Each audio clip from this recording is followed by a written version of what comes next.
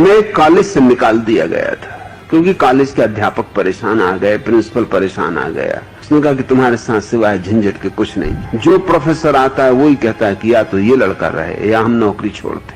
सब लोरियां कि किसी तरह सोए रहो, और तुम भी लोरियों की तलाश में हो। तुम भी सांत्वना चाहते हो, सत्य नहीं चाहते। अगर परिचय बनाना हो तो अपने से बना लो, और कोई परिचय संभव नहीं है। दूसरे से परिचय हो ही नहीं सकता। एक ही परिचय संभव है, अपने से। भयभीत आदमी शांत रह ही नहीं सकता, उसके भीतर ही कंपन जारी। वो रुष्ट होने को तत्पर है, वो छोटी छोटी बातों से दुखी होता है। यह आवाज आपने कहीं तो सुनी होगी, और कई लोग इसके बारे में तो अच्छे से जानते भी होंगे। यह आवाज सिर्फ एक आवाज नहीं है। अगर हम इसे कोई क्रांति कहें तो वह भी गलत नहीं होगा। आज यह आवाज आपको YouTube, Facebook, Instagram में घूमती हुई दिख जाएगी, और लोग इनका समर्थन व विरोध करते हुए भी दिख जाएंगे। लेकिन क्या आपको पता है कि एक समय इसी आवाज ने, इस शख्स ने पूरे के पूरे सुपर पावर अमेरिका की सरकार को हिला डाला था। अमेरिका में राजनेताओं और धर्म गुरुओं को रात को नींद नहीं आती थी। 21 देशों तक में इस संत के चर्चे हो रहे थे। आखिर क्या हुआ था ऐसा, और आखिर क्यों कहा जाता है कि अमेरिका की सरकार ने बाकायदा इस संत की हत्या की साजिश रची? सब जानेंगे आज के इस वीडियो में।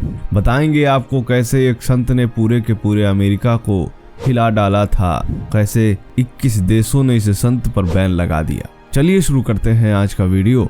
स्वागत है आपका द साइंटिफिक हिंदू पर, और मैं हूं आपके साथ आपका दोस्त धीरेन्द्र। ये 20वीं सदी के महान विचारक तथा आध्यात्मिक गुरु आचार्य रजनीश, इनका नाम चंद्रमोहन था, जिन्हें ओशो कहा जाता है। ओशो को हम क्या कहें, धर्मगुरु कहें, संत कहें, आचार्य कहें, अवतारी कहें, भगवान कहें, मसीहा कहें, प्रवचनकार कहें, या धर्म विरोधी कहें, या फिर सेक्स गुरु कहें, लेकिन ओशो शायद इन सब से बढ़कर कुछ और है। OSHO इसको ओशो कहते हैं।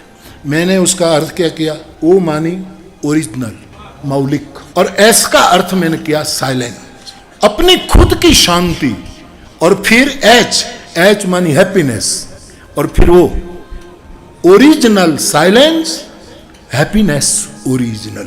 कोई उधार आनंद नहीं, कोई उधार शांति नहीं, उसी का नाम ओशो है। ओशो को आप व्यक्ति के रूप में मत, मुझे लगता है कि वो एक व्यक्ति के रूप में उनका जन्म हुआ, एक व्यक्तित्व के रूप में लोग उनको जानते हैं, लेकिन आज वो एक विचार के रूप में स्थापित हो। 1981 में स्वास्थ्य खराब होने की वजह से चिकित्सकों के परामर्श पर ओशो अमेरिका जाते हैं, और 4 साल वह अमेरिका में ही रहते हैं। और इन 4 सालों में ओशो ने अमेरिका में कुछ ऐसा कर डाला जिससे अमेरिकी सरकार सख्ते में आ गई। ओशो के यहाँ बड़ी संख्या में अनुयायी बनने लगे।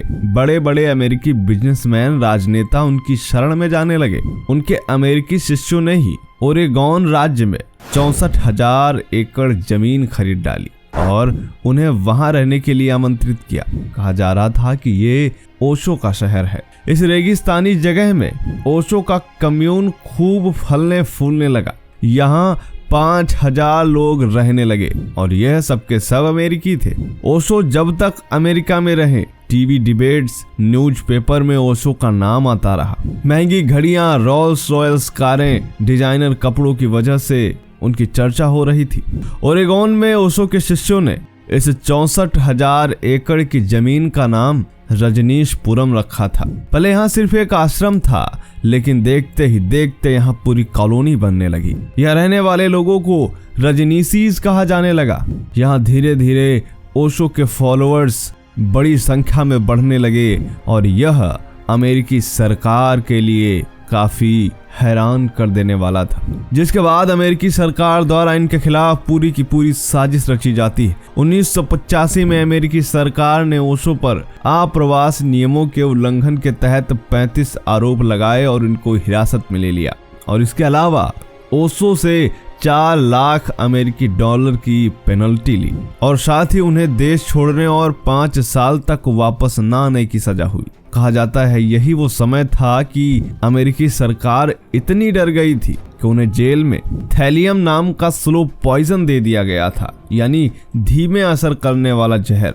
1985 में जहां इन्हें अमेरिका से निकाल दिया गया था, इसके बाद ओशो नेपाल चले आते हैं। फरवरी 1986 में ओशो ने दुनिया भ्रमण की ठान ली, लेकिन अब अमेरिकी सरकार की दबाव की वजह से 21 देशों में उनके खिलाफ बैन लगा दिया गया। दरअसल अमेरिका ओशो से इतना डर गया था कि वह नहीं चाहता था कि किसी भी अन्य देश में ओशो शरण ले। इन 21 देशों में Greece, Italy, Switzerland, Sweden, Great Britain, पश्चिमी जर्मनी, कनाडा, स्पेन और फ्रांस प्रमुख थे। इन देशों में ओशो के पैर रखने की भी एंट्री नहीं थी।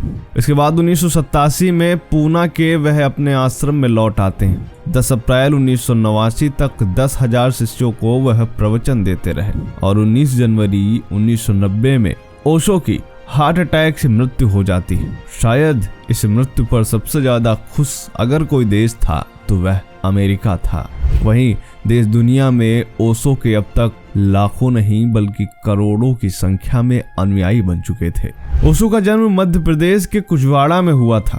उन्होंने अपनी पढ़ाई जबलपुर में पूरी की और बाद में जबल यूनिवर्सिटी में ही लेक्चरर के तौर पर काम करने लगे। उनका व्यक्तित्व का आकर्षण ऐसा था कि जो कोई भी उनसे 2 मिनट बात कर लेता था वह उनसे प्रभावित हो जाता था। प्रवचन के बाद उन्होंने ध्यान शिविर भी आयोजित करना शुरू कर दिया। अब चंद्रमोहन जैन को आचार्य रजनीश कहा जाने लगा था। नौकरी छोड़ने के बाद उन्होंने नव संन्यास आंदोलन की शुरुआत की। इसके बाद उनका नाम ओशो पड़ गया। बॉलीवुड स्टार विनोद खन्ना और परवीन बॉबी तक भी उनके समर्थक थे। आपको जानकर हैरानी होगी, लेकिन 80 के दशक में ही ओशो के पास 90 रोल्स रॉयस कारें थीं। ओशो तो यहाँ तक कहते थे कि मेरे भक्त चाहते हैं कि मेरे पास 365 रोल्स रॉयस कारें हों और हर दिन एक अलग कार मेरे लिए बाहर खड़ी हो। ओशो की मृत्यु जरूर भारत में हुई, लेकिन इसके इतने रहस्य हैं कि इसे शायद ओशो की प्राकृतिक मौत ना ही कहा जाए। ओशो की समाधि पर लिखा है कि ना कभी जन्मा और ना कभी मरा। ओशो की मौत का आधिकारिक कारण तो हार्ट फेलियर बताया गया, लेकिन उनके आश्रम की तरफ से कहा गया था कि अमेरिकी जेल में जहर दिए जाने के बाद उनके शरीर में बेतहाशा दर्द होता था।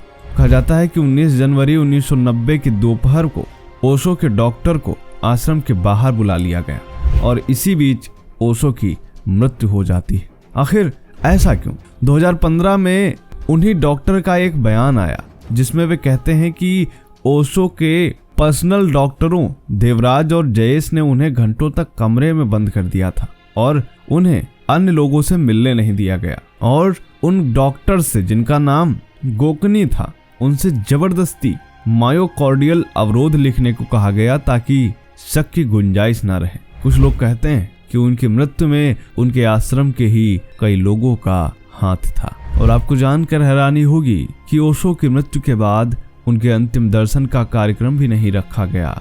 बड़ी ही जल्दबाजी में आनन फानन में ओशो का अंतिम संस्कार कर दिया गया। 19 जनवरी को जब ओशो की हालत बिगड़ रही थी तब आश्रम में उनकी मां भी मौजूद थी, लेकिन उन्हें भी कुछ नहीं बताया गया था। उन्हें भी मौत की ही खबर दी गई। ओशो की सेक्रेटरी नीलम ने मीडिया को उस समय बताया था कि जब मैंने उन्हें बताया कि ओशो देह छोड़ चुके हैं तब उन्होंने कहा था कि नीलम, उसे मार डाला गया। नीलम ने यह भी कहा था कि तब मैंने उनसे कहा कि किसी पर यह आरोप सही नहीं है। और आज भी ओशो की मृत्यु के इतने साल बाद भी उनकी मृत्यु के रहस्य को उजागर करने के लिए तमाम लोग कोशिशें करते रहते हैं। यहाँ तक कि उनकी मृत्यु की सीबीआई जांच करने की भी मांग की गई थी। ओशो गांधी की विचारधारा को आत्मघाती विचारधारा कहते थे कि गांधी गीता को माता कहते हैं, लेकिन गीता को आत्मसात नहीं कर सके, क्योंकि गांधी की अहिंसा युद्ध की संभावनाओं को कहाँ रखेगी। गांधी तो उपाय खोजते हैं। वे कहते हैं कि यह जो युद्ध है यह सिर्फ रूपक है, यह कभी हुआ ही नहीं। कृष्ण की बात गांधी की पकड़ में कैसे आ सकती है, क्योंकि कृष्ण उसे समझाते हैं कि तू लड़, और लड़ने के लिए जो तर्क देते हैं वो अनूठा है। वहीं महात्मा गांधी सोचते थे कि चरखे के बाद मनुष्य और उसकी बुद्धि द्वारा विकसित सारे ज्ञान और टेक्नोलॉजी को समुद्र में डुबो दिया जाए, तब सारी समस्याएं हल होंगी। और मजेदार बात यह कि देश ने इनका विश्वास कर लिया। देश में ही नहीं बल्कि लाखों लोगों ने उनका विश्वास कर लिया। क्या चरखा सारी समस्याओं का समाधान कर देगा? इसी तरीके से तमाम कई क्रांतिकारी विचार ओशो के थे जो आज भी लोगों द्वारा सुने जाते हैं, समझे जाते हैं। ओशो को हम कुछ भी माने, लेकिन ओशो एक ऐसा व्यक्तित्व था जिसने पूरी दुनिया में क्रांति ला दी थी। एक ऐसा व्यक्तित्व था ओशो जो हर किसी को अपने विचारों से प्रभावित कर लेता था। कुछ तो खास था ओशो में। कैसा लगा आज का यह वीडियो? कमेंट जरूर करें। मिलते हैं आपसे अगले वीडियो में, तब तक के लिए जय हिंद, जय भारत, वंदे मातरम।